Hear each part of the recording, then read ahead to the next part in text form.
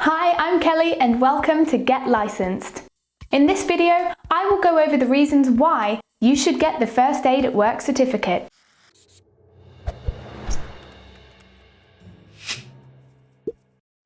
First aid training gives the holder valuable skills that can make a huge difference in emergencies.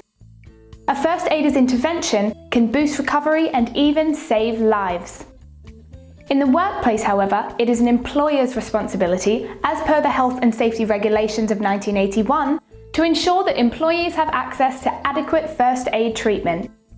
Therefore, having certified first aiders can satisfy this criteria and make a workplace safer for everyone. In some circumstances, having holders of the First Aid at Work certificate is a legal requirement. This is determined by the risk factor of the workplace and is outlined in an employer's HSE risk assessment. There are also different types of first aid training depending on your working environment, i.e., where you work and who you work with. For example, if you work in an environment with children, you require the Pediatric First Aid Certificate. Thanks for watching. If you're interested in more information on the First Aid course, click here. Goodbye.